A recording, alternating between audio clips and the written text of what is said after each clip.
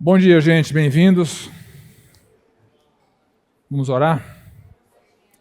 Pai amado, muito obrigado por mais esta manhã, muito obrigado por mais esta oportunidade da tua igreja se reunir, ser exposta à tua palavra, aos teus ensinamentos, à tua sã doutrina. Que essa exposição provoque em nós um fortalecimento da nossa fé, fortalecimento da nossa esperança, do nosso amor pelo Senhor.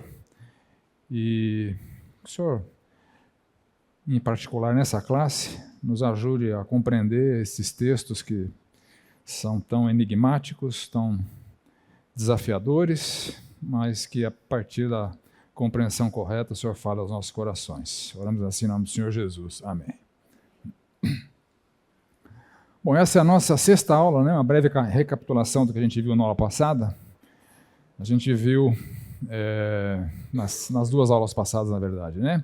Os selos. Primeiro selo, cavaleiro do cavalo branco, Jesus Cristo, que na era da igreja, em todas as eras, né, obviamente, mas focando aqui na era da igreja, é o grande vitorioso. O segundo selo, cavaleiro do cavalo vermelho, simbolizando espada, sangue, a violência que marca esse mundo caído, afetado pelas forças satânicas e pelos efeitos do pecado. Terceiro selo, cavaleiro do cavalo preto, que simboliza as trevas da desigualdade social, uma marca muito visível, muito patente dos nossos dias e de todas as eras. O quarto selo é o cavaleiro do cavalo amarelo, representando a morte e o inferno, o destino irreversível daqueles que morrem sem terem se tornado adoradores do Senhor Jesus Cristo, sem terem crido no Evangelho. O quinto selo fala dos mártires da igreja, aqueles que perderam a sua vida pelas perseguições que são impostas à igreja de Cristo. Isso também acontece em todas as eras. Nos dias de hoje tem cristãos sendo mortos por conta da sua fé. O sexto selo apresenta o cataclisma final, né, o fim dos tempos, a destruição dessa criação, né, a aniquilação deste universo. E o sétimo selo, o silêncio solene no céu, a consumação total, e esse momento de silêncio diante da calamidade, da catástrofe, que é o juízo final. Aí nós entramos nas trombetas. Eu optei por fazer as trombetas em paralelo com as taças, porque são exatamente os mesmos elementos com ênfases distintas. As trombetas servem de advertência e as taças servem de punição. Os que ficam vivos depois das calamidades são advertidos de que a morte é iminente, que eles precisam obedecer ao Evangelho e crer no Senhor Jesus Cristo como seu Salvador. E aqueles que morrem diante dessas calamidades, seu destino final está definido, está sacramentado. Então, a calamidade ganha a conotação da taça da punição, porque não há salvação depois da morte. A morte sela o destino eterno, seja para salvação, seja para perdição. Então, a primeira trombeta e a primeira taça tem a ver com calamidades da terra. Então, a trombeta sempre enfatiza a parcialidade da calamidade, enquanto a taça fala da totalidade da calamidade. Então, símbolo do que é advertência e do que é punição. A segunda trombeta e a segunda taça trazem calamidades do mar, e as calamidades, lembra, elas são sempre causadas ou por definição de Deus ou por efeitos da pecaminosidade humana, né? Terceira trombeta e terceira taça usa os rios e as fontes. Quarta trombeta e quarta taça, o céu. Quinta trombeta é o primeiro ai. Os homens sofrem atormentados pelas forças satânicas. Hoje eu vou detalhar um pouco mais as forças que a gente já citou em aulas passadas, mas vão aparecer com maior ênfase a partir de agora. E na quinta taça, os homens sofrem, pois são dominados pelas forças satânicas. A sexta trombeta é o segundo ai, que usa como elemento simbólico o Eufrates, que remete ali à Mesopotâmia, que foi palco dos dois grandes impérios que foram usados por Deus para disciplinar o Reino do Norte e o Reino do Sul. A Assíria praticamente exterminou o Reino do Norte, depois da dominação assíria e do exílio assírio, né? O Reino do Norte nunca mais voltou a se reunir como nação, e a Babilônia impôs perseguição ao Reino do Sul, mas sem a destruição da identidade nacional. Então aqui, da mesma forma como os exércitos mesopotâmicos foram instrumentos de Deus para juízo e punição do povo de Deus, a referência ao Eufrates lança a mão dos exércitos celestiais que são mandados por Deus para afligir os homens, mas durante essa trombeta há uma oferta até surpreendente de salvação, ou seja, Deus está usando as forças celestiais para advertir através de calamidades, mas o evangelho está sendo pregado, a oferta de salvação é presente. E na sexta taça é o mesmo símbolo, é o mesmo Eufrates, a mesma ideia dos exércitos mesopotâmicos, né? E aqui no caso são os exércitos satânicos que vêm contra o povo de Deus, assim como a Síria e a Babilônia vieram. E, surpreendentemente, na sexta taça há uma ênfase no recebimento da salvação, né? As pessoas, no meio dessas calamidades, são salvas. A sétima trombeta é o terceiro ai. Os elementos usados são relâmpagos, vozes, trovões, terremotos, e é descrito o reino eterno de Cristo. E na sétima taça, os mesmos elementos, relâmpagos, vozes, trovões, terremoto, e a ênfase é no cataclisma final, na destruição dessa criação, porque haverá novos céus e nova terra. E não deu tempo de tocar a sétima trombeta, vamos tocar hoje, né? Então a sétima trombeta, o terceiro ai. Vamos ler aqui do verso 15 ao 19. O sétimo anjo tocou a trombeta e houve no céu grandes vozes dizendo: o reino do mundo se tornou de nosso Senhor e do seu Cristo, e ele reinará pelos séculos dos séculos.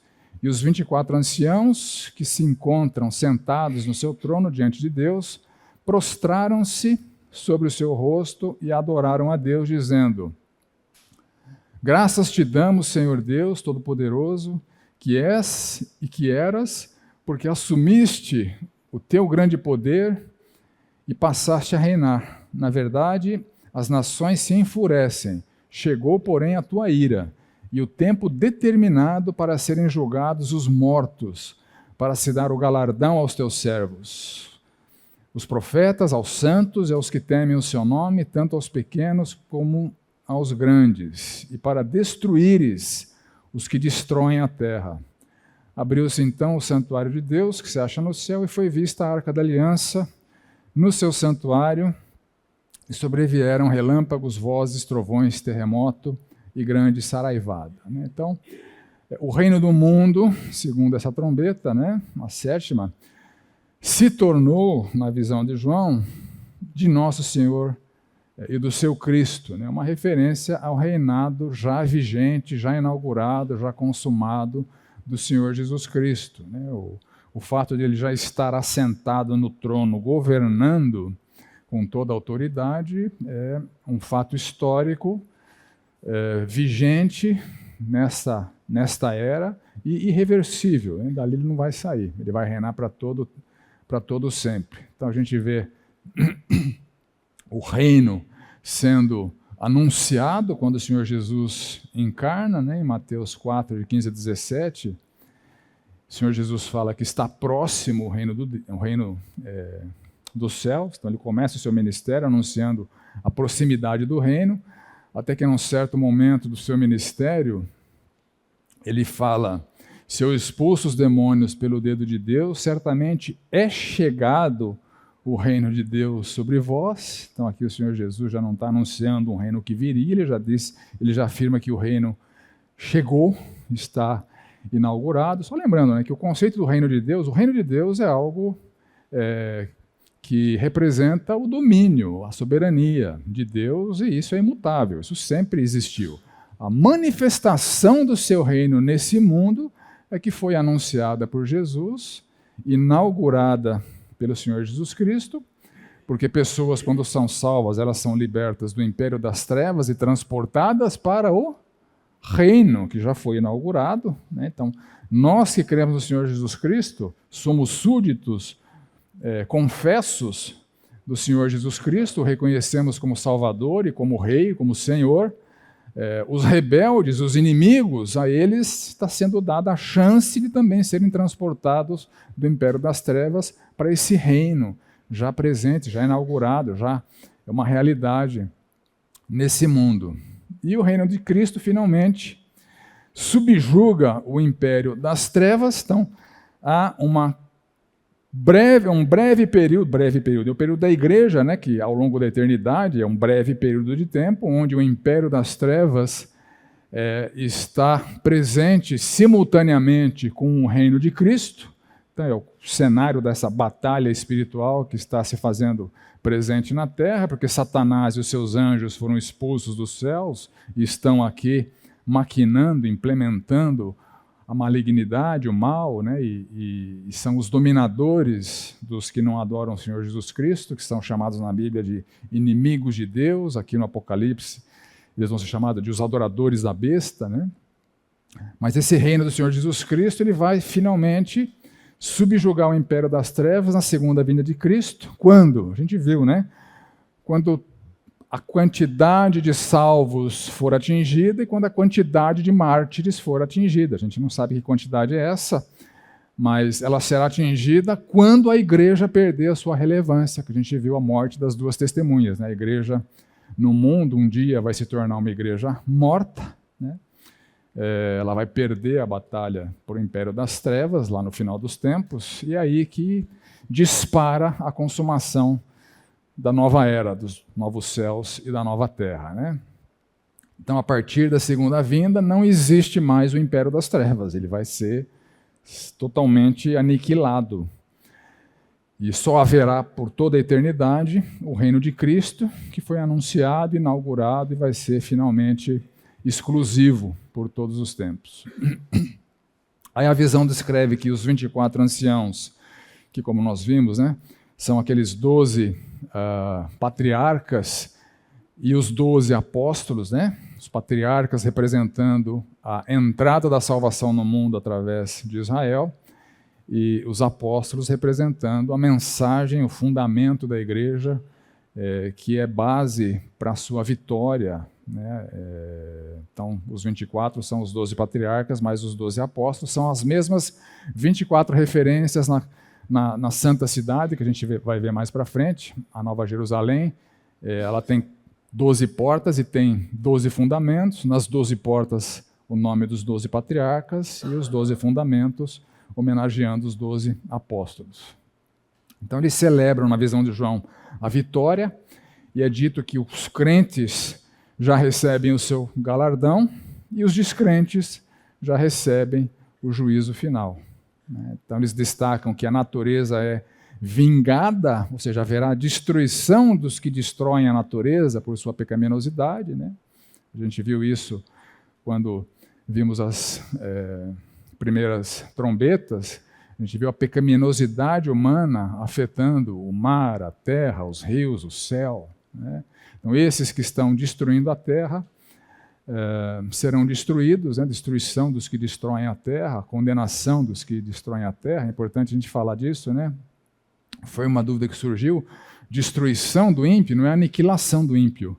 Destruição do ímpio é a punição eterna do ímpio, né? Porque há teólogos que defendem a aniquilação do ímpio, né? Que não haverá um ambiente eterno, perpétuo de sofrimento que Deus imporá aos que não creram no Senhor Jesus Cristo. Há teólogos que defendem a aniquilação da alma como a punição final, né? Isso é antibíblico, né? O Senhor Jesus talvez tenha sido quem mais nos ensinou a respeito do inferno.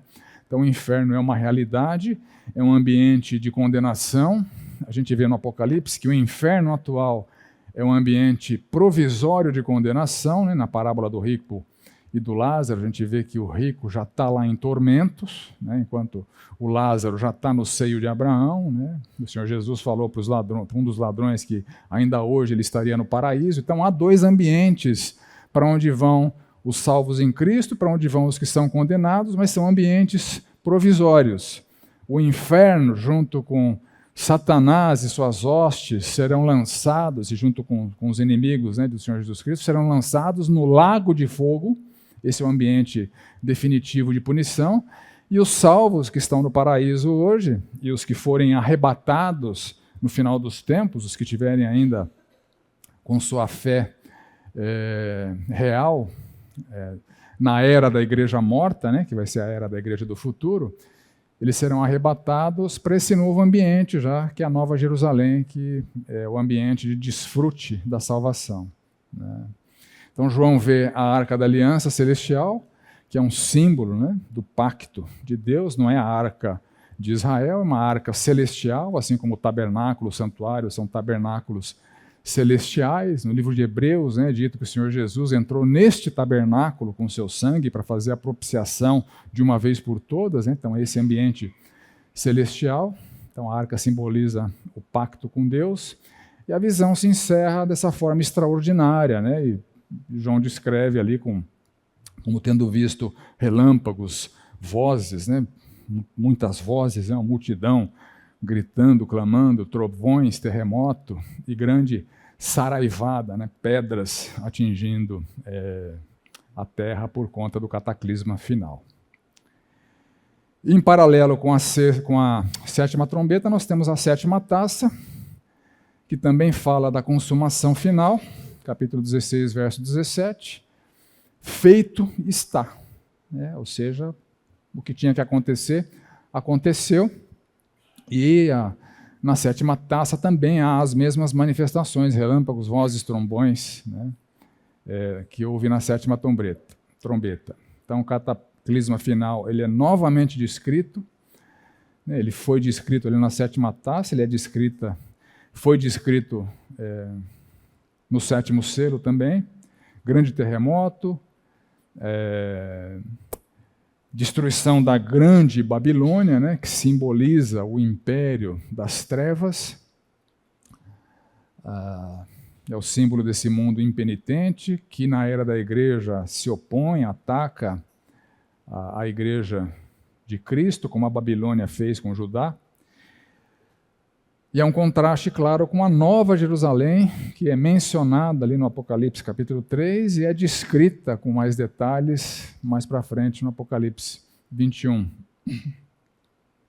E aqui é mencionado o cálice do vinho do furor da sua ira, né? A gente já viu na visão inicial que o Senhor Jesus Cristo tinha os seus pés reluzentes, né, como latão, né, um símbolo de metal, né, que era um símbolo, como a gente viu, de vitória sobre os inimigos, né, de pisar os inimigos, e a descrição aqui é a mesma, né, o cálice do vinho, do furor da sua ira,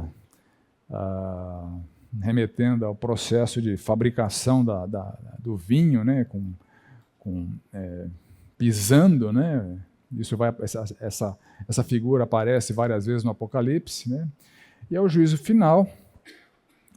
Ilhas fugiram, os montes não foram achados, né? Igual está descrito ali no sexto selo, no Apocalipse 6:14. Né? O céu recolheu-se como um pergaminho, quando se enrola, então todos os montes e ilhas foram movidos do seu lugar. Né? E Pedro usa uma linguagem menos simbólica e fala que o dia do Senhor virá como ladrão, no qual os céus passarão com estrepioso estrondo, os elementos se desfarão abrasados, a terra e as obras que nela existem serão atingidas. E ele fala que a gente deve esperar e apressar o dia de Deus, por causa do qual os céus incendiados serão desfeitos, né? Cataclisma universal. E os elementos abrasados se derreterão, né? Uma linguagem para descrever o cataclisma final, né? Que é repetido aqui na sétima taça, né? E a saraivada do céu é essa ideia de que as pedras caem no céu, né? Sejam detritos da destruição da lua, do sol, dos planetas, enfim, né? A terra vai ser destruída por conta disso, né? Aí a punição vem de Deus àqueles que são blasfemadores, mas que blasfemam até o fim. né? O destino eterno dos blasfemadores de Deus, então é selado aqui na descrição da 7ª taça. Okay? Então encerramos o paralelismo entre as trombetas e a taça e entramos agora então no quarto roteiro desse drama cósmico, né? Nós estamos verificando que o drama cósmico ele está no Apocalipse descrito em 7 roteiros paralelos, né? Então nós já vimos o roteiro dos candeeiros, dos selos, das trombetas e das taças. Hoje nós vamos ver as visões, as 7 visões do conflito cósmico. E aqui eu pontilhei uma linha aqui, porque nas visões do conflito cósmico haverá referência a realidades que aconteceram no passado. Então, para sustentar, para fundamentar as 7 visões do conflito cósmico, ele vai falar de Israel, ele vai falar da queda de Satanás. A gente vai ver que aqui no quarto roteiro, nas 7 visões, há essa referência a fatos que não estão acontecendo na era da igreja, são fatos passados, né, mas que por necessidade de argumentação eles são descritos aqui nas 7 visões do conflito cósmico. Tá? Então, quarto roteiro, 7 visões do conflito cósmico. A ênfase desse roteiro é a batalha da igreja contra Satanás e contra as forças satânicas, né? Essas forças já foram eventualmente mencionadas anteriormente, mas aqui nesse roteiro elas são bem detalhadas, né? Então, preparei aqui um resumo das forças satânicas. Há 5 forças satânicas que aparecem no Apocalipse, que são instrumentos de Satanás, tanto para dominar esse mundo tenebroso, quanto para assolar, perseguir, blasfemar contra a igreja do Senhor Jesus Cristo. Então, a primeira força satânica são as hostes malignas, são os anjos que Satanás trouxe com ele na sua queda do céu. Então, os demônios estão ativos nesse mundo tenebroso, né, e são instrumentos satânicos para enganar, para persuadir os homens, para blasfemar e perseguir a igreja. A segunda força satânica é a besta que sobe do mar, ou que emerge do mar, segundo a tradução, mas a melhor tradução é subir mesmo, né? A besta que sobe do mar, que é a força satânica da perseguição anticristã, a gente vai detalhá-la na sequência. Também é chamada de o anticristo, né, por João, na sua epístola. A terceira força satânica é a besta que emerge da terra, que também é chamada de o falso profeta, que promove a adoração a essa primeira besta, né, do mar. Então simboliza as falsas religiões cristãs que estão vigentes, presentes em toda a era da igreja. E a grande meretriz, que é a força satânica da imoralidade anticristã, ou da devassidão moral. E a quinta força satânica são os adoradores da besta, que também são usados por Satanás, são dominados por Satanás, são chamados na Bíblia de filhos do diabo, né? Eles também são instrumentos satânicos para infringir dor e sofrimento para a igreja do Senhor Jesus Cristo, né? Então esse é um resumão assim, das 5 forças satânicas que a gente vê se manifestando no Apocalipse, né? As hostes malignas já foram mencionadas ali na 5ª trombeta, a besta do mar e o falso profeta já foram mencionados na 5ª e na 6ª taças, né? E os perseguidores da igreja, os adoradores da besta, foram mencionados na 6ª trombeta. Então a visão aqui começa com uma mulher grávida perseguida, né? Eu estou chamando aqui da história da nação santa. Então vamos ler ali Apocalipse 12. Viu-se, Apocalipse 12, a partir do verso 1, viu-se grande sinal do céu, a saber, uma mulher vestida do sol, com a lua debaixo dos pés, e uma coroa de 12 estrelas na cabeça, que, achando-se grávida, grita com as dores de parto, sofrendo tormentos para dar à luz. Viu-se também outro sinal no céu, e eis um dragão grande e vermelho, com 7 cabeças, 10 chifres, e nas cabeças 7 diademas. A sua cauda arrasta a terça parte das estrelas do céu, as quais lançou para a terra. E o dragão se deteve em frente da mulher que estava para dar à luz, a fim de lhe devorar o filho quando nascesse. Nasceu-lhe, pois, um filho varão, que há de reger todas as nações com um cetro de ferro, e o seu filho foi arrebatado para Deus até o seu trono.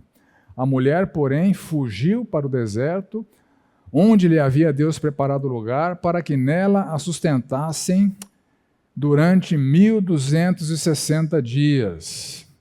Houve peleja no céu, Miguel e seus anjos pelejaram contra o dragão, também pelejaram o dragão e seus anjos, todavia não prevaleceram, nem mais se achou no céu o lugar deles. E foi expulso o grande dragão, a antiga serpente, que se chama Diabo e Satanás, o sedutor de todo mundo. Sim, foi atirado para a terra, e com ele os seus anjos. Então ouvi grande voz do céu proclamando: agora veio a salvação, o poder, o reino do nosso Deus e a autoridade do seu Cristo, pois foi expulso o acusador de nossos irmãos, o mesmo que os acusa de dia e de noite diante do nosso Deus. Eles, pois, o venceram por causa do sangue do Cordeiro e por causa da palavra do testemunho que deram. E mesmo em face da morte, não amaram a própria vida.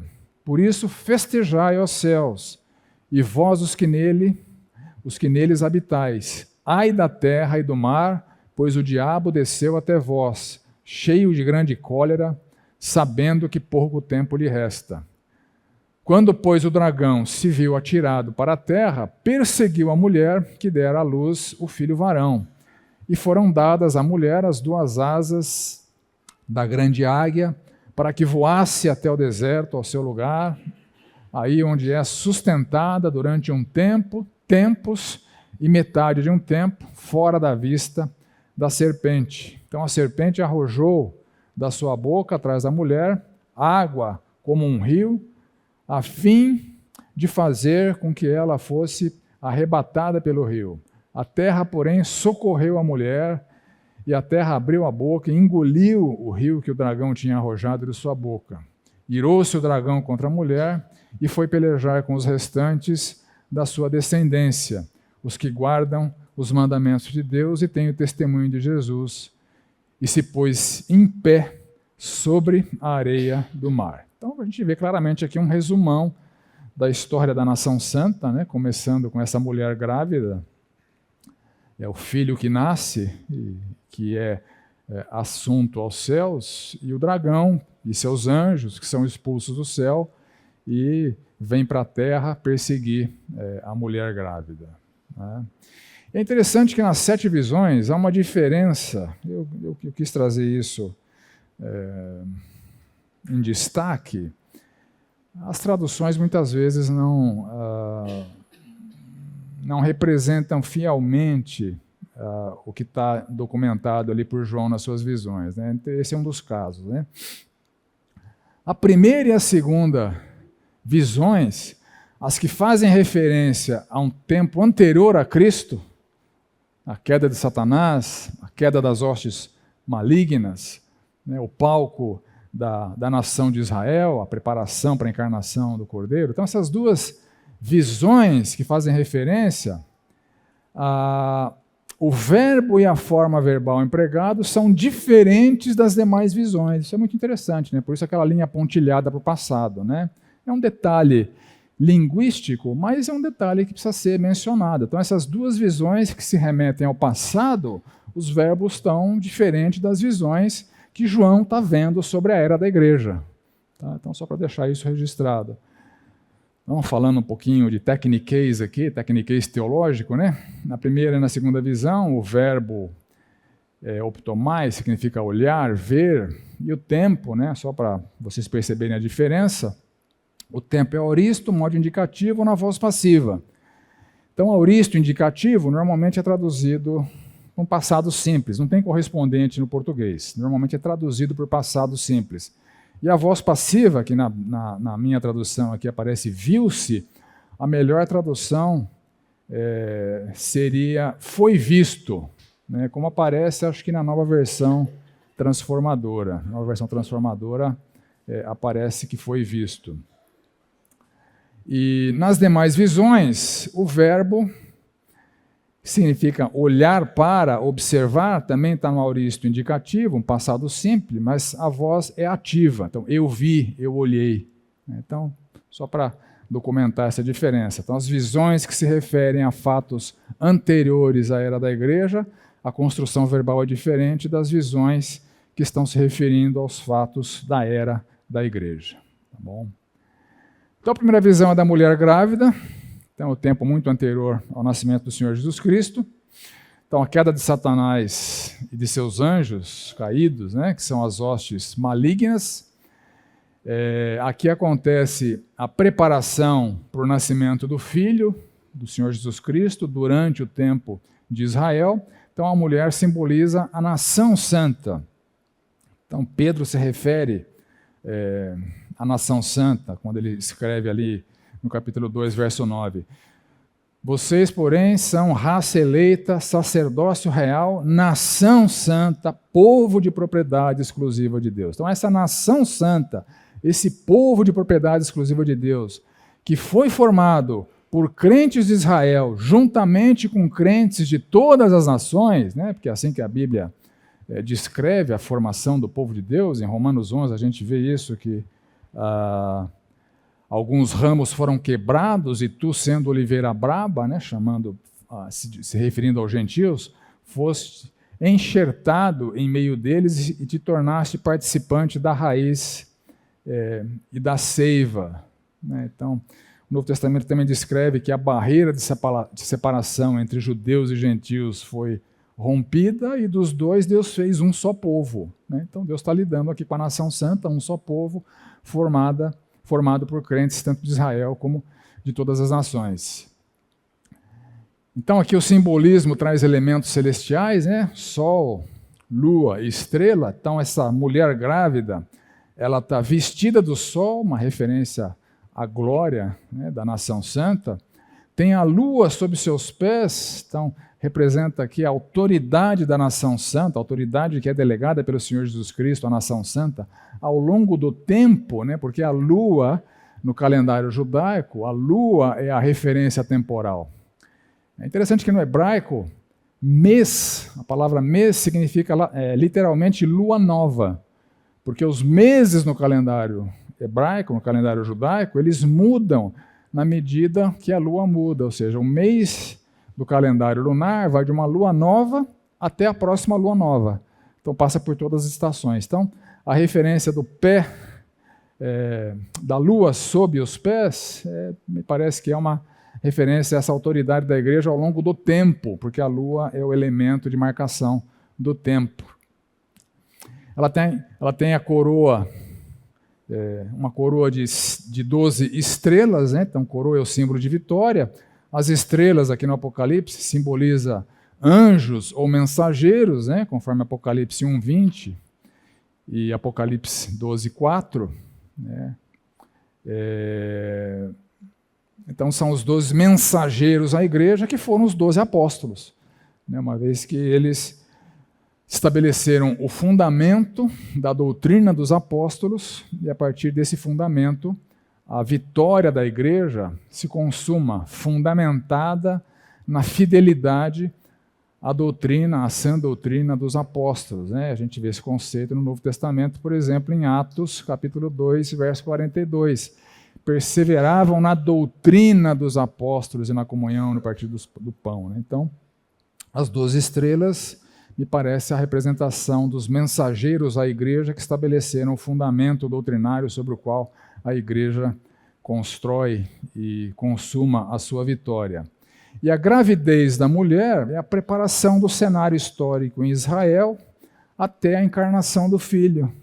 Então, a nação santa engravida do Filho de Deus. E as dores e tormentos para dar à luz representam toda a tribulação de Israel, né, que a gente vê registrada ali no Antigo Testamento, até o nascimento do Senhor Jesus Cristo.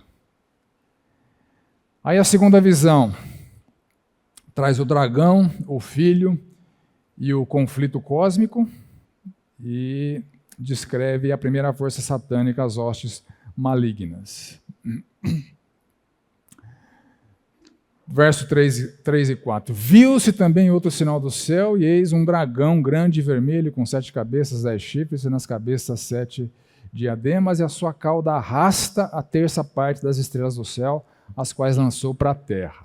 Então, o dragão simboliza Satanás, o próprio texto explica, né, esse é um dos poucos casos em que o próprio Apocalipse explica o simbolismo do Apocalipse, aqui ele está explicado, né, o dragão é Satanás, e é descrito como uma figura terrível, um monstro, né, que tem 7 cabeças, que sugere uma grande inteligência, 10 chifres, que sugere um grande poder, e 7 diademas nas cabeças, ou adornos, né, ou umas coroas, né, ornamentando as 7 cabeças, o que sugere a autoridade satânica nesse mundo. Então é um monstro gigante, poderoso, que foi capaz de arrastar 1/3 dos anjos, né, das estrelas do céu, na terra. Então, 1/3, né, como nas trombetas, é uma referência à parcialidade dos anjos caídos. Ele não arregimentou todos os anjos do Senhor, ele arregimentou parte deles, que são os demônios, né? Então, as hostes malignas, a primeira força satânica, né, do esquema que eu mostrei para vocês, estão a serviço de Satanás e dos seus propósitos. Então, Satanás é, no Apocalipse, uma estrela caída. A gente viu isso lá na 5ª trombeta, né? Então, essas estrelas caídas são os outros anjos que, assim como Satanás, caíram, foram expulsos do céu e estão aqui atormentando os habitantes da terra e perseguindo a própria igreja. E o texto é dito que ele tem uma obstinação, que é derrotar o filho, é devorar o filho assim que ele nascer. Então, no Novo Testamento a gente viu que ele tentou matar o Senhor Jesus assim que ele nasceu, né, através do Herodes, né, que ao ouvir que o rei dos judeus havia encarnado, ele mandou matar todas as crianças, né, a família do Senhor Jesus fugiu para o Egito. Ele tentou devorar Jesus no início do ministério de Jesus, logo depois que o Senhor Jesus foi batizado por João Batista, o Espírito Santo levou o Senhor Jesus para o deserto, para quê? Para ser tentado por Satanás. Satanás tentou fazer o Senhor Jesus pecar ali. Se ele tivesse conseguido, o plano de Deus não teria funcionado, o que é uma impossibilidade, né? Jesus não pecaria, né? Mas houve a tentativa satânica de levar o Senhor Jesus a pecar ali no deserto. E novamente é dito que na crucificação, Satanás teve um papel ali de consumar o processo da morte do Senhor Jesus Cristo. É dito que em Lucas 22:3, Satanás entrou em Judas. Então, isso é que é possessão demoníaca, né? O próprio Satanás entrou em Judas e fez com que Judas traísse. Então ele acabou sendo um instrumento de Deus para a consumação do plano eterno de o Senhor Jesus morrer como propiciação pelos pecados da humanidade. E agora, ao longo da era da igreja, ele tenta derrotar a igreja de Cristo, né? E essa realidade da luta contra Satanás e as suas hostes, ela aparece descrita em muitos lugares, né, no Novo Testamento, né? Efésios 6 fala disso, né?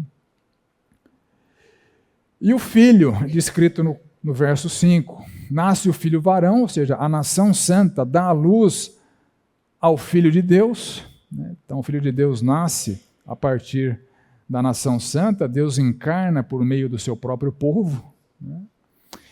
E ele regerá as nações com cetro de ferro, né? Descrevendo a autoridade do Senhor Jesus Cristo sobre todas as nações. Ele é o leão de Judá. Todas as nações estão sob a sua autoridade, reconhecendo ou não, isso é uma realidade, porque o destino eterno das pessoas é definido por ele, né?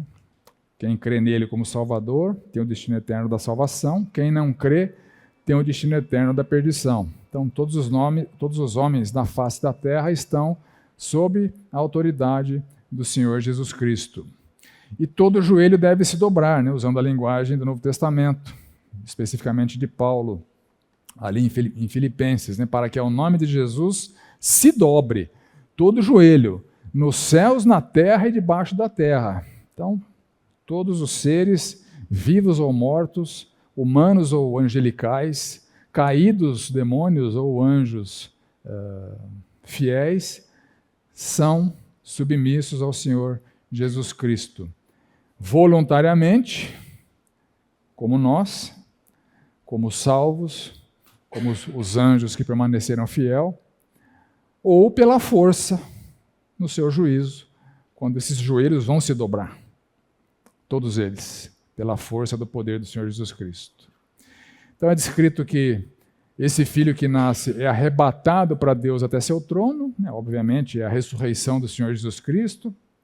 O Senhor Jesus, vitorioso na cruz, consumou a salvação através da sua ressurreição e ascensão, onde ele está no trono ao lado direito de Deus, governando. Então ele assume seu trono e reina lá do céu. Bateu o sinal, né? Vamos fazer um intervalo aqui antes de entrar na descrição do campo de batalha do conflito cósmico. Então é dito no texto que a mulher fugiu para o deserto, né? Então o deserto da era da peregrinação da igreja ou da nação santa. O local da sua peregrinação. Então, assim como Israel peregrinou por 40 anos no deserto, aqui a analogia é a mesma, né? A nação santa peregrinará por 42 meses. E esse número aparece de várias formas aqui no Apocalipse, né? 42 meses, 1.260 dias, 3 anos e meio. Né? A referência, João recebeu diferentes representações numéricas para a mesma realidade, que é o período da peregrinação da igreja no deserto. Né? Então, é a era da peregrinação da igreja perseguida pelos adoradores da besta, como a gente viu ali no capítulo 11, verso 2. Era do testemunho das duas testemunhas, a era da proclamação da verdade pela nação santa.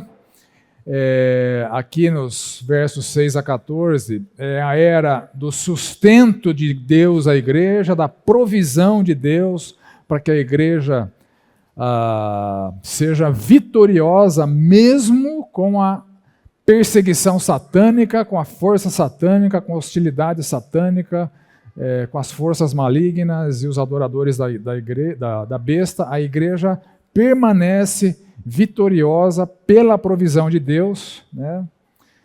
Então, como eu disse, 42 meses, 1.260 dias, 3 anos e meio, é a mesma quantidade de tempo, né? 3 anos e meio, dá aquela ideia de que não é os 7 anos, né, que é o período completo, é um período longo, mas incerto, né? Porque a volta do Senhor Jesus Cristo é iminente, como nós vimos, e como nós vimos no sermão profético, ninguém sabe, né? Nem os anjos do céu, nem um homem, nem ele, Jesus Cristo, enquanto encarnado, sabia. Né? E aqui ele está usando, João, na visão que ele recebeu, elementos similares aos que a gente percebe ali em Daniel, capítulo 7, versos 23 a 28, onde ele fala desse espírito, né, do anticristo, que é a besta que emerge do mar, como a gente vai ver na sequência. Né? Então, esse espírito do anticristo, essa força satânica de perseguição à igreja, que foi inaugurada em Roma nos tempos de Nero, anterior a João, né? Nero, contemporâneo aí um período do ministério de Paulo, inaugurou a perseguição oficial do império à igreja. Essa perseguição renasceu com Domiciano, aqui na época de João. Então foi inaugurado em Roma e vai durar 42 meses, 1.260 dias, 3 anos e meio, ou seja, todo o período da peregrinação da igreja no deserto. Né? Então, o conflito cósmico no céu. Não passou? O conflito cósmico no céu, a queda de Satanás e as hostes do mal. Então aqui é descrito no Apocalipse esse fato histórico que aconteceu no passado e que não está bem descrito na Bíblia, né? Satanás já aparece ali em Gênesis. Né? Satanás já aparece ali em Gênesis, então foi algo que aconteceu antes da criação do homem.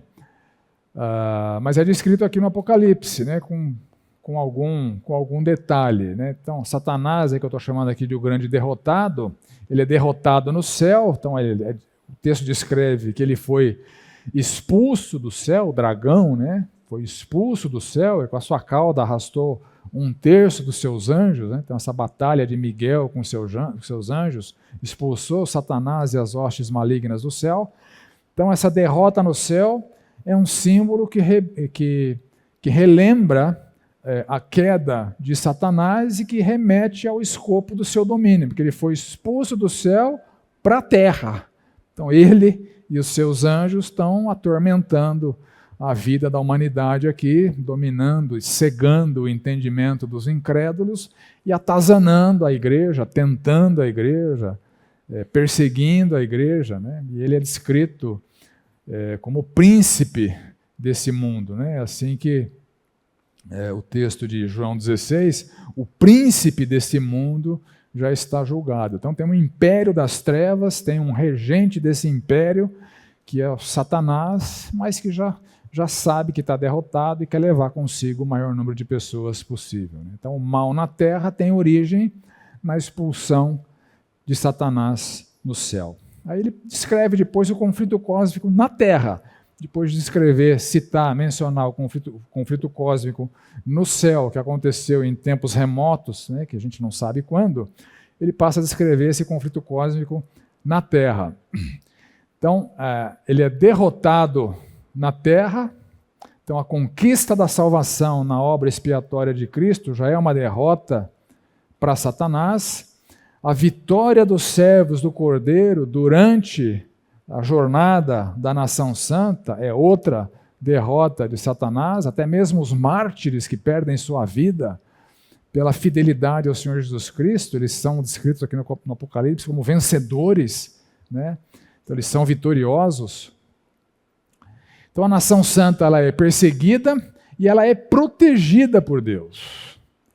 Então, durante o período da peregrinação da nação santa no deserto, as forças satânicas estão aí vigentes, poderosas, eficientes nos adoradores da besta, mas não na igreja. A igreja ela é protegida e resguardada. Né? O texto fala que ela recebeu 2 asas, como da grande águia, né, que sugere aqui a rapidez e o poder de Deus que vem em socorro à igreja. Né? Menciona novamente tempos e metade de um tempo, né, era terrena, são os mesmos 42 meses, os mesmos 1260 dias. Então, o Novo Testamento descreve com mais detalhes várias dessas provisões de Deus, né, que estão descritas aqui nesse texto simbólico, como socorro de Deus para a igreja. No Novo Testamento a gente vê que a igreja dispõe de uma armadura, que é descrita ali no capítulo 6 de Efésios. A igreja não é tentada além das suas forças, não há tentação que seja irresistível. Então, a gente sempre é capacitado por Deus para resistir às tentações. João fala que o maligno não toca, né, não põe a mão em quem é filho de Deus, Deus não permite. Ele oprime, ele tenta, mas ele não consegue fazer com um filho de Deus o que ele fez com Jó, por exemplo. Né? Deus tem uma proteção especial para a igreja que não é tocada pelo maligno. Ela consegue resistir as investidas de Satanás, conforme Efésios 4, capítulo 27, né? Não deis lugar ao diabo, então é possível não permitir que a influência satânica se materialize em nossas vidas através dos pecados que ele advoga, né? Que ele defende, que ele quer que as pessoas cometam, quer que a igreja cometa. E é prometido em Tiago, sujeitai-vos a Deus, resisti ao diabo e ele fugirá de vós. Então, o poder capacitador de Deus tem essa maravilhosa realidade de que quando a gente resiste, não resta nada para fazer para o diabo a não ser fugir. Então, nós somos guardados pelo poder de Deus. Lembra que isso não é força sua, né? Não é força minha. É uma capacitação que Deus dá, que está bem descrita, bem documentada no Novo Testamento. Então, Satanás consegue provocar dor, né? Eventualmente até através das forças perseguidoras, matar um cristão, mas ele não consegue derrotar a igreja por conta da provisão de Deus. O Senhor Jesus, quando descreveu a igreja em Mateus capítulo 16, ele diz que as portas do inferno não resistirão contra a igreja. Então, nessa batalha entre a nação santa e as forças malignas, quem está no ataque, quem está na defesa? A igreja está no ataque. A igreja está militando contra as forças malignas para derrubar as portas do inferno e arrancar os cativos de lá. Essa é a missão da igreja. E, no afã de se defender, Satanás contra-ataca através das forças satânicas. Mas é importante a gente não perder isso de vista. A igreja está no ataque.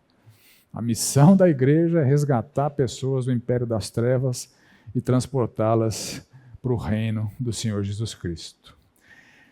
Então, é descrito aqui que no deserto da peregrinação da nação santa há um rio da morte que flui da boca da serpente, né? Então, as investidas satânicas, um contraste claro com a nova era, onde é dito que há um rio da água da vida que fluirá do trono de Deus e do Cordeiro. Então, a provisão divina para a proteção da nação santa é sempre oportuna e suficiente. A gente sempre tem a força suficiente a não sucumbir às investidas satânicas, né? Então, a figura de linguagem aqui é a terra engole esse rio da morte. Então, todo crente pode contar com o poder de Deus para não sucumbir ao mal. Infelizmente, alguns naufragam. Infelizmente, alguns não resistem. Infelizmente, alguns não põem Satanás para correr, né? Mas Deus proveu tudo o que nós precisamos para vivermos piedosamente. Então, essa é uma realidade que a gente não pode perder de vista. Então, o texto descreve essa ira de Satanás contra a nação santa, referenciada aqui como a descendência, né? Ou seja, são aqueles que são convertidos pelo ministério da nação santa. Todos os convertidos de toda a era da nação santa estão na mira de Satanás, são o alvo de Satanás e das suas forças malignas. E aí é descrito que Satanás se põe em pé sobre a areia do mar. É o local onde a terra e o mar se encontram. Então são símbolos da invocação das duas bestas que a gente vai ver na sequência. O mar e a terra. Então, a síntese do conflito cósmico, né, que está no verso 12. Satanás é o grande derrotado, há uma festa no céu, ele não tem nenhum poder na esfera celestial, ele foi expulso dali, os mártires e os que estão com Cristo estão seguros. Há um ai para a terra e para o mar, para todo o planeta, porque Satanás está vivo e ativo no planeta Terra. Tem até um livro com esse nome, né? Se eu não me engano é do Hal Lindsey, né?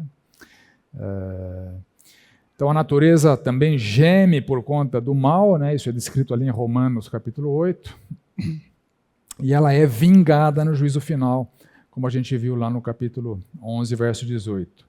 Então, até que seja lançado no lago de fogo, ele afligirá os habitantes da terra com seu poder temporário. Esse domínio dos descrentes, né, que são chamados de adoradores da besta, se consuma na forma da perseguição aos crentes, né, que na nossa realidade essa perseguição é mais branda, mas em outros países essa perseguição ela é muito intensa, chegando à morte, né, de muitos cristãos nos dias de hoje, né? E é dito que pouco tempo resta para Satanás. Lembra que a temporalidade aqui ela é relativa à eternidade, né? Então, a era da igreja, o tempo da ação de Satanás é uma pequena fração de toda a eternidade, por isso que é simbolizado aqui com pouco tempo. Seus dias já estão contados, o mal será definitivamente destruído. Satanás e as hostes malignas sabem disso e estão desesperados, cumprindo com a malignidade que Deus permitiu que lhes cabe nessa era aqui. Terceira visão, Apocalipse 13, de 1 a 10. A besta que emerge do mar, a segunda força satânica. Vi emergir do mar uma besta que tinha 10 chifres e 7 cabeças, e sobre os chifres 10 diademas, e sobre as cabeças nomes de blasfêmias.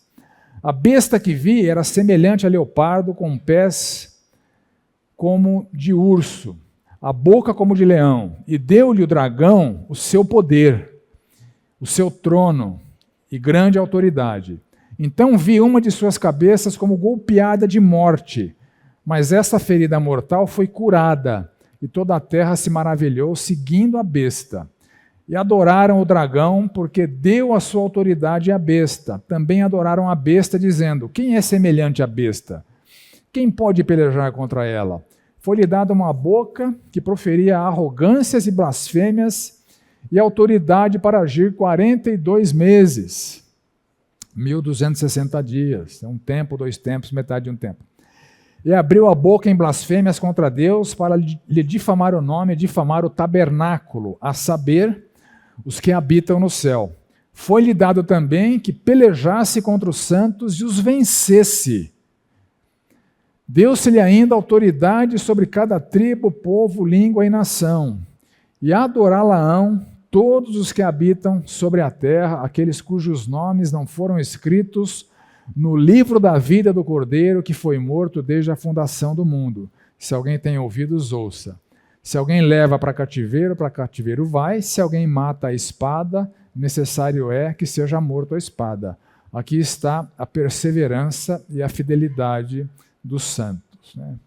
E a figura que representa aqui essa besta está associada também com uma descrição adicional que não está aqui, mas que está lá em Apocalipse 17:3, que ele fala que a besta era vermelha, escarlate, repleta de nomes de blasfêmias, com 7 cabeças e 10 chifres. Então essa é uma representação da besta, dessa besta que sobe do mar.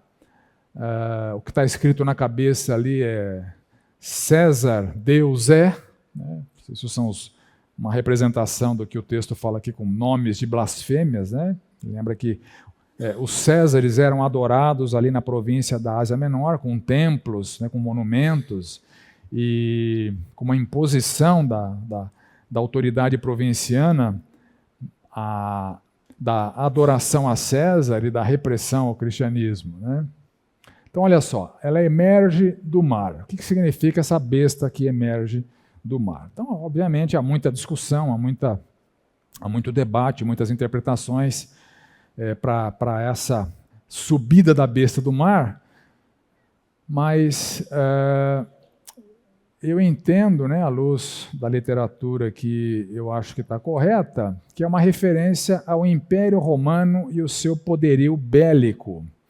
Então é a força satânica que perseguia a igreja em Nero, em Domiciano, e que vai perseguir sempre a igreja ao longo de todas as eras. As 7 igrejas estão, lembra, na Ásia Menor.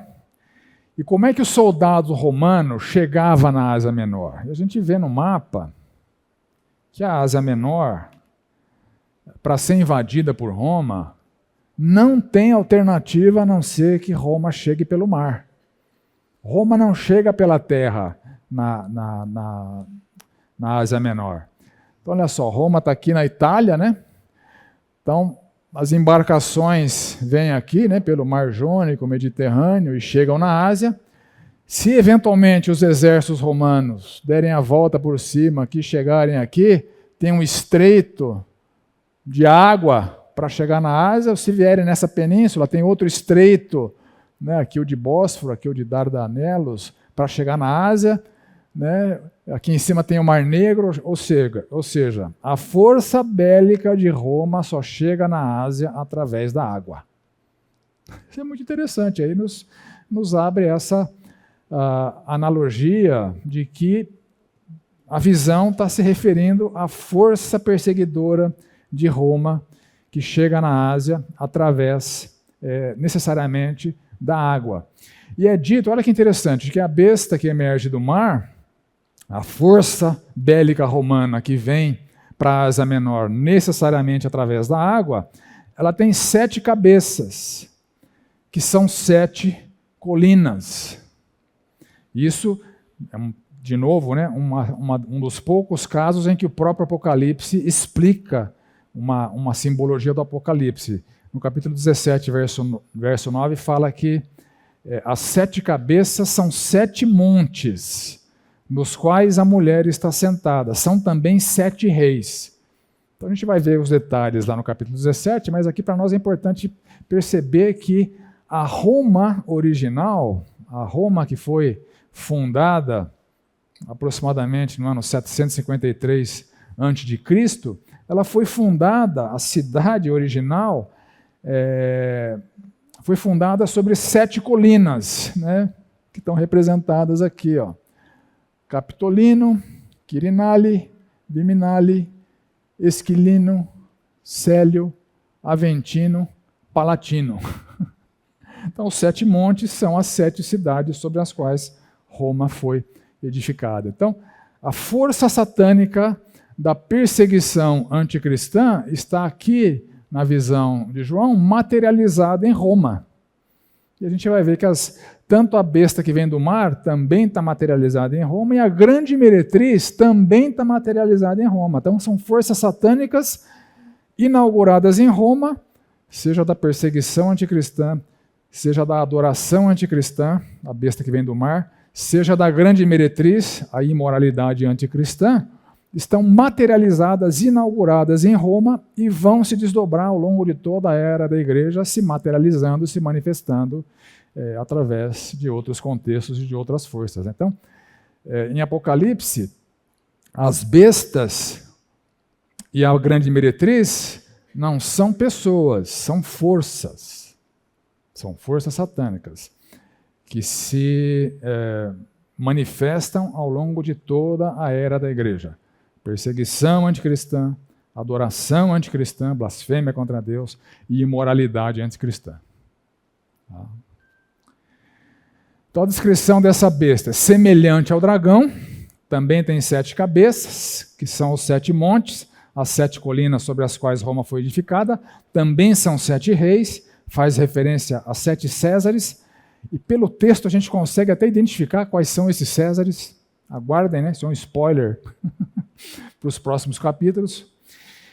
Também tem 10 chifres com 10 diademas, são adornos que representam 10 reis vassalos de Roma, como era Herodes, né? Nos tempos de Jesus e no tempo da igreja primitiva, né? Um rei vassalo, né? Um rei a serviço de Roma.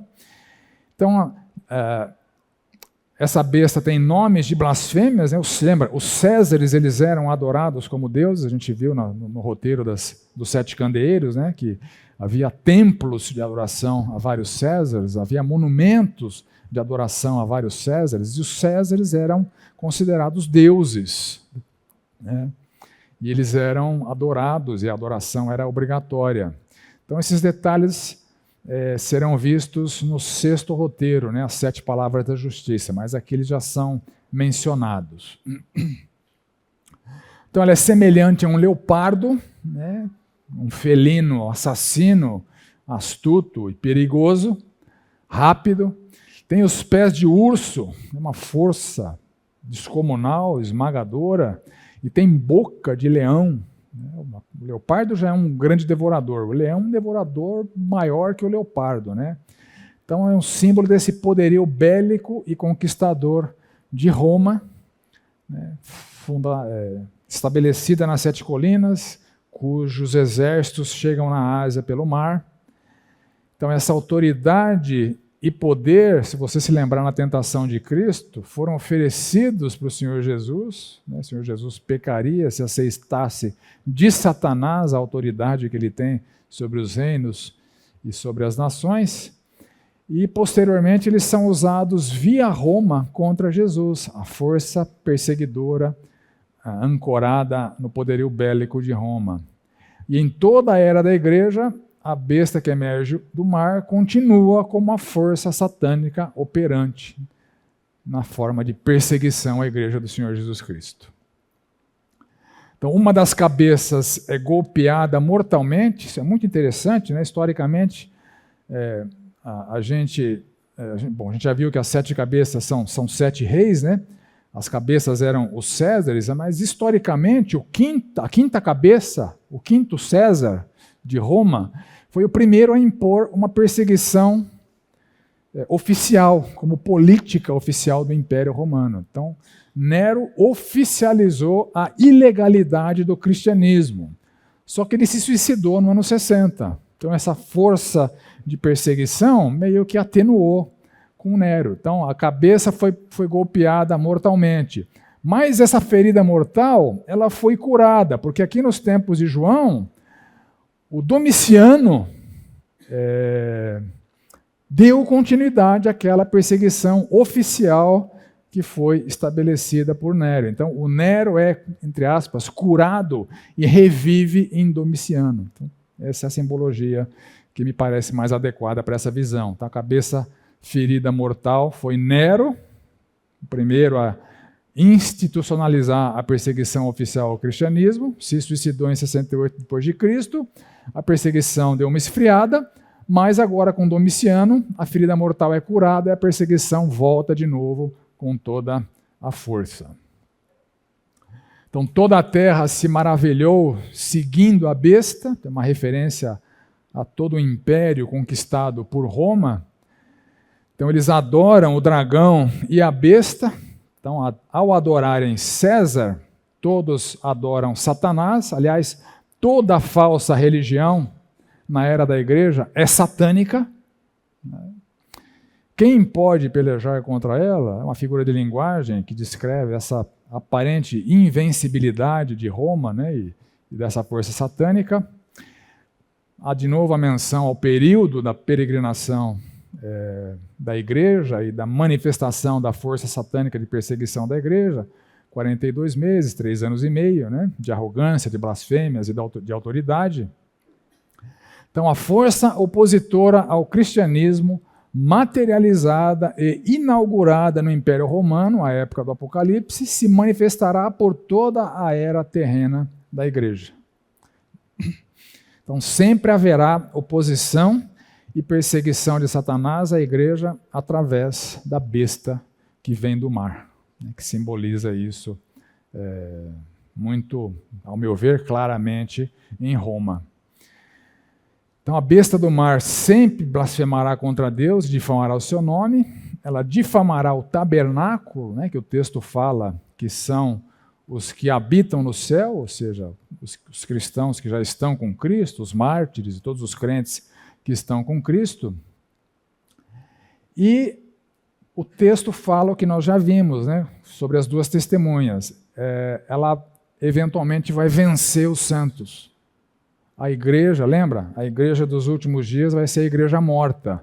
É a morte das 2 testemunhas. Né? Então essa visão corrobora o que nós vimos quando nós estudamos ali as 2 testemunhas, né? Então, após 42 meses, ou 1.260 dias, ou 3 anos e meio, etc., perto lá do final dos tempos, a igreja será morta pela besta. Será como a igreja de Sardes, uma igreja morta, uma igreja irrelevante, uma igreja sem proclamação do evangelho. As pessoas não vão mais se converter, as falsas religiões vão se multiplicar com muita força, e aí vem o fim, né? Então essa besta tem autoridade sobre cada tribo, língua, povo, nação. Adorá-la-ão, né? Então é a quinta força satânica, os adoradores da besta. Todos os que não adoram ao Cordeiro adoram a besta, seja explicitamente, seja por sua omissão e rebeldia ao Evangelho. Então, uma representação dessa extensão do poderio de perseguição à igreja. Todas as nações do mundo, em todas as nações do mundo, há perseguição contra toda a igreja que está estabelecida no mundo todo, né? Então, todo cristão, em qualquer lugar do planeta, será perseguido por causa da sua fé, e essa é uma mensagem que também ecoa nas páginas do Novo Testamento. Por exemplo, 2 Timóteo 3,12,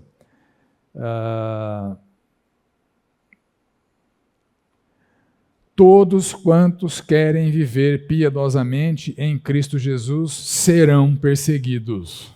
Essa é uma declaração clara, incontestável, de que a vida de piedade traz perseguição.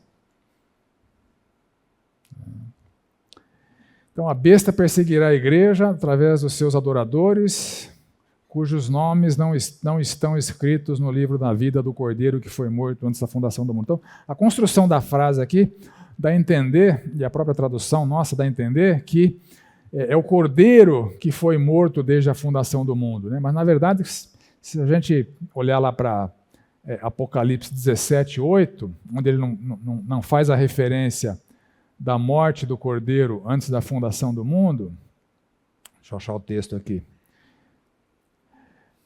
Apocalipse 17:8. Aqueles que habitam sobre a terra, cujos nomes não foram escritos no livro da vida desde a fundação do mundo. Então ele omitiu aqui do Cordeiro que foi morto. Então, é o nome que não foi escrito no livro da vida do Cordeiro desde a fundação do mundo. Não que o Cordeiro foi morto desde a fundação do mundo. Tá? Então, desde a fundação do mundo, os crentes são conhecidos. Né? Antes da fundação do mundo, os crentes são conhecidos. Quando Deus estabeleceu qual é o critério de salvação, a exclusividade na fé do Senhor Jesus Cristo, automaticamente todos os que viriam no futuro a crer no Senhor Jesus Cristo já foram conhecidos pela presciência de Deus e seus nomes foram escritos no livro da vida. Então esse livro da vida já está definido, já está escrito. Né? Todos que serão salvos, os nomes já estão ali. E quem não tem o nome ali é adorador da besta, é a força satânica de perseguição da igreja. Aí dos versos 9 a 10, tem uma palavra final de consolo. Os perseguidores serão oportunamente punidos, a perseguição à igreja não ficará impune.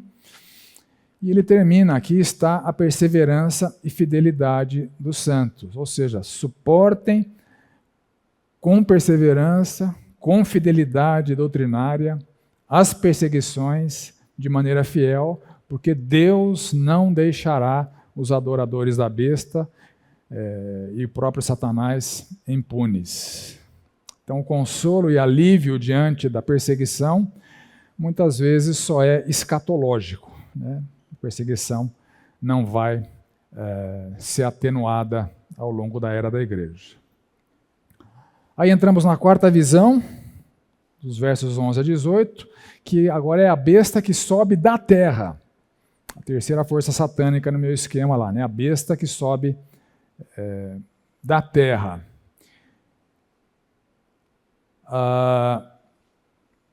Bom, depois vocês leem em casa, né? Já deveriam ter lido, né? Como eu disse, é muito texto para cobrir, vai acabar não dando tempo de ler tudo aqui, né? Mas isso é uma imagem que alguém fez a representação dessa besta, né? Ela parece um cordeiro, mas ela fala como um dragão, então o que dá a entender que é a falsa religião, né? É o falso profeta que promove a falsa adoração. É a besta que representa todas as religiões enganosas da era da igreja. Então essa besta que sobe da terra, por que sobe da terra? A autoridade de Roma já estava presente na província da Ásia Menor. Então, a adoração a César era potencializada pela autoridade romana através das autoridades civis ali da Ásia Menor. Por isso que a besta sobe da terra. Né? Então ela tem 2 chifres, um sinal de autoridade menor que a outra besta. Parece cordeiro, mas não é. Símbolo de falsa religião.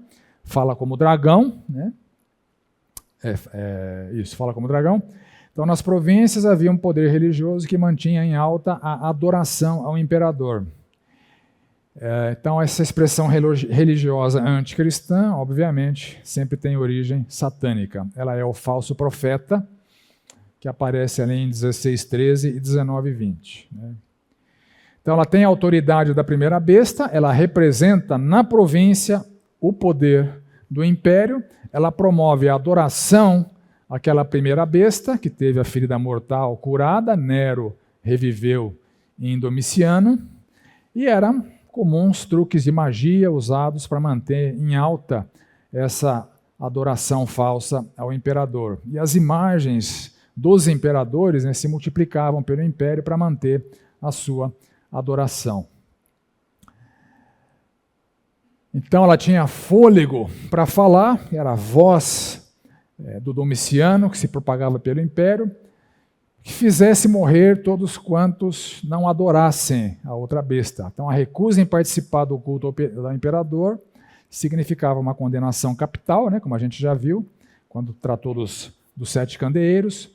Então a marca de pertencimento a essa besta está na mão e na testa, ou seja, são as ações, o que se faz, e a mente, o que se pensa, que distingue quem é um adorador da besta de quem é um adorador de Cristo. Então a santidade em oposição à iniquidade e a conversão em oposição à falsa adoração. Então ninguém possa comprar ou vender. Então a própria vida se torna mais complicada quando a gente adora o Senhor Jesus Cristo. A gente viu que nas várias cidades ali haviam sindicatos de produtos, e a participação naqueles sindicatos era mandatória e envolvia cultos pagãos. Então cristãos que não se submetiam àqueles sindicatos do mercado tinham as suas rendas comprometidas. E da mesma forma, nos dias de hoje, a perseguição que recebemos no ambiente de trabalho, eventualmente resulta em não ser promovido, em não ganhar dinheiro com novos clientes, e, enfim. O mesmo fenômeno se manifesta nos dias de hoje. Então, o sucesso de comprar e vender, ele é mais facilitado para quem adora a besta, para quem não pertence ao Senhor Jesus Cristo. E aí nós chegamos finalmente no 666, no 666. Tá? Então é dito que aquele que tem entendimento calcule o número da besta, pois é número de homem. Esse número é 666. Então é um dos símbolos do Apocalipse que tem mais especulações e que eu me deparei com as mais inventivas especulações. Por exemplo, uma delas aqui, a estrela de Davi, tem 6 pontas, tem 6 retas e 6 triângulos, como se Israel fosse a besta.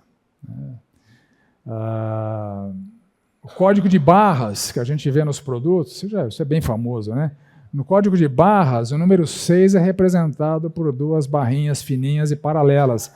Essas mesmas 2 barrinhas fininhas e paralelas, elas aparecem no começo, no meio e no fim do código de barras. Olha só, 666 é o código de barras.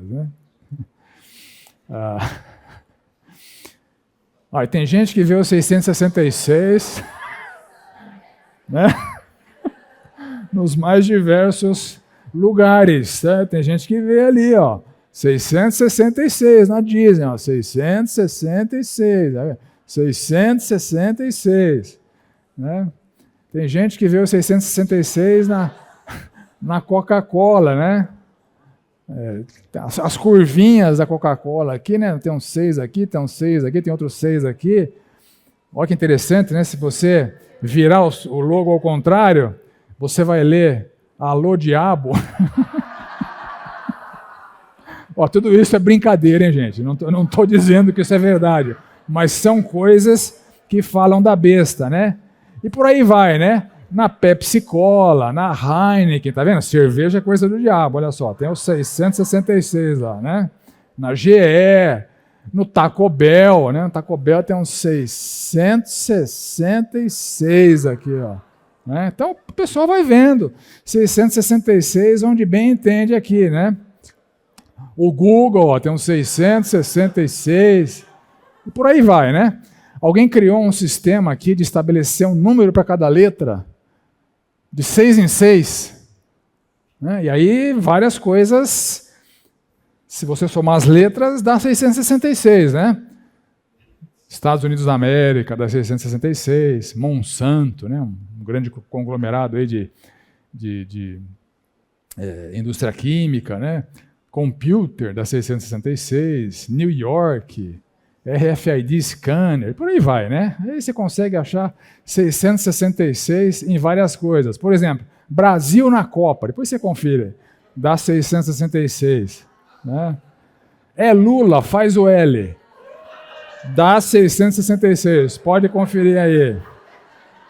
E para quem é bolsonarista e ficou contente, Bolsonaro, dá 666, pode conferir. Até a Igreja Fonte dá 666. Ou seja, tem muita especulação, tem muita inventividade, você vai ver muita bobagem sendo dita a respeito desse número. Semana que vem a gente decifra então o que é o 666. Tá bom? Vamos orar. Eu estou à disposição para esclarecer dúvidas aqui. Para quem tiver. Oremos. Senhor amado, muito obrigado por esse dia, por esse tempo, por essas compreensões, que como eu orei no início, que elas possam nos fortalecer nossa fé, fortalecer nossa esperança, nos fortalecer para a batalha contra o inimigo, de maneira que através de nossas vidas, tua vitória seja manifesta, seja vista através de nós, como os teus instrumentos, e que seu nome seja glorificado. É a nossa oração no nome do Senhor Jesus. Amém.